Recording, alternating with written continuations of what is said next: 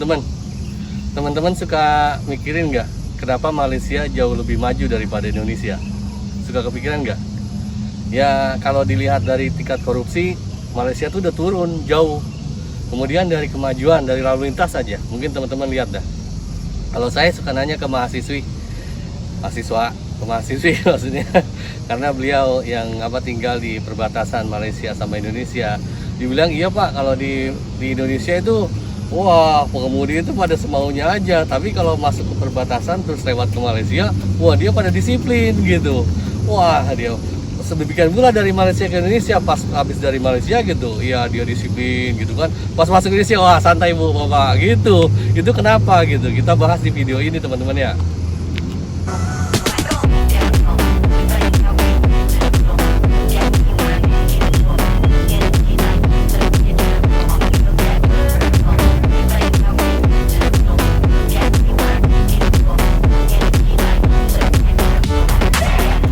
Gini teman-teman, kalau ingat sejarahnya kan Indonesia sama Malaysia itu satu rumpun kan. Indonesia sama Malaysia itu yang membuat kita terpisah itu hanya karena dulu Malaysia itu dijajahnya sama Inggris, kalau Indonesia sama Belanda, sehingga Indonesia dari Sabang sampai Merauke itu jadi Indonesia. Nah sebelah kita Malaysia termasuk sebagian Kalimantan tuh jadi Malaysia karena dia jajahan Inggris gitu. Nah kenapa Malaysia bisa sebegitu majunya dibanding kita, padahal yang Menara Kembar juga katanya kan orang Indonesia tuh yang bikin. Jadi kan seharusnya Indonesia itu lebih bagus gitu. Terus kalau dilihat dari kekayaan alam Indonesia itu jauh lebih banyak daripada Malaysia. Coba aja hitung gitu. Nah, saya dari dulu mikirin apa yang membuat Malaysia bisa lebih bagus daripada Indonesia. Saya bukan dalam kaitan ngejelekin siapapun, enggak. Saya ke Malaysia ya saudara, tetangga gitu kan. Kemudian Indonesia ya saya dari kecil brojo dari Orok sampai sekarang saya tinggal di Indonesia, KTP saya KTP Indonesia. Jadi saya cinta banget Indonesia. Kenapa saya sampaikan ini? Karena saya pengen sharing sama teman-teman kira-kira apa masalahnya yang bisa membuat mereka maju gitu. Nah dulu kira-kira tahun 93-an saya tuh pernah kursus pelatihan lah gitu di sekolah pendidikan di Bandung, kita sebut aja lah UPI. Di UPI saya pernah gitu. Nah mahasiswanya waktu itu banyak banget dari Malaysia, termasuk di UGM juga banyak yang mahasiswa dari Malaysia. Kita tukar pendapat, tukar pengalaman lah gitu sama mereka. Dan mohon maaf ya buat teman-teman di Malaysia, waktu dari tahun 90-an itu kita tahu bahwa mahasiswa Malaysia itu rata-rata matematika jelek-jelek gitu. Tapi sekalipun matematika jelek-jelek mereka bisa maju gitu. Kenapa gitu? Nah, itu yang kira-kira penyebabnya itu apa gitu. Banyak sih masalahnya. Banyak banget, diantaranya misalnya karena katanya Malaysia itu jajahan Inggris gitu kan. Jajahan Inggris itu maju-maju. Kalau buat saya itu enggak, itu ngeles. Jawaban seperti itu ngeles. Kalau kita lihat lagi Zimbabwe yang sekarang kondisi keuangannya juga ngaco gitu, itu jajahan Inggris, persemakmuran Inggris, tapi mereka jelek gitu. Jadi bukan masalah jajahan siapa gitu, itu kembalinya ke kitanya gitu. Nah momentumnya kalau menurut pendapat saya, pengamatan saya gitu ya, teman-teman silakan koreksi dan silakan beri masukan. Itu perbedaan Indonesia dan Malaysia adalah kalau dilihat dari kualitas mahasiswanya sama, bahkan mahasiswa Indonesia banyak yang bagus gitu.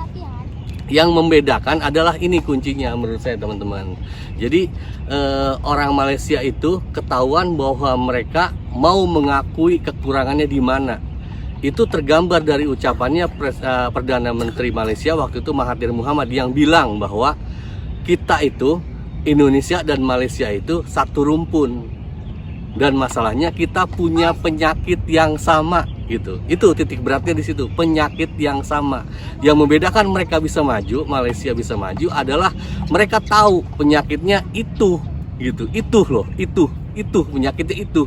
Sehingga mereka memperbaiki diri dan bisa semaju sekarang. Kita tahu banyak yang tahu gitu, bahwa penyakit kita itu gitu. Kita penyakit itu kalau kita ngerujuk ke Pak Muhtar Lubis tahun 77, karakter masyarakat Indonesia salah satunya adalah muna gitu loh. Termasuk Anda gitu. Anda juga muna, ngomongnya A, prakteknya B. Antara ucapan dan perbuatan tuh nggak sama gitulah gitu, gambarannya gitulah.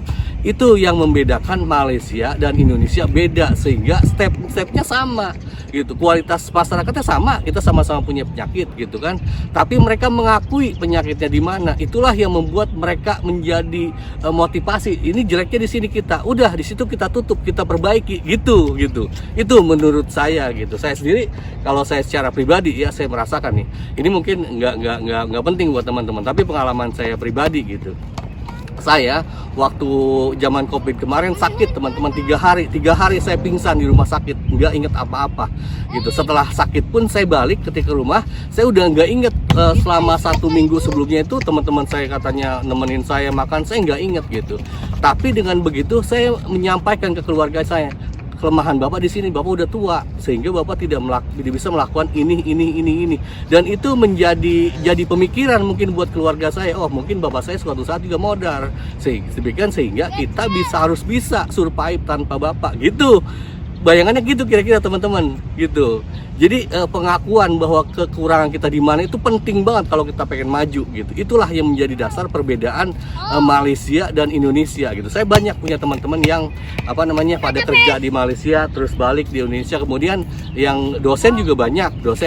Teman saya ada dosen, ya katakanlah Profesor Kibia, atau Anda nggak kenal ini kan siapa orangnya gitu kan. Teman saya Profesor Kibia itu masih diundang ke Malaysia dan jadi dosen. Banyak yang ini juga pelatih bulu tangkis kita yang di hire sama Malaysia kan banyak. Mereka tahu gitu loh bahwa Indonesia kelebihannya ini, dia hire gitu loh. Di hal yang lainnya misalnya yang kira-kira mereka punya kelebihan, mereka maksimalkan begitu. Itu yang bisa membuat mereka maju gitu. Menurut saya itu. Silakan teman-teman tuliskan dalam komentar. Saya pengen terbang lagi aja. Terima kasih teman-teman, jaga kesehatan.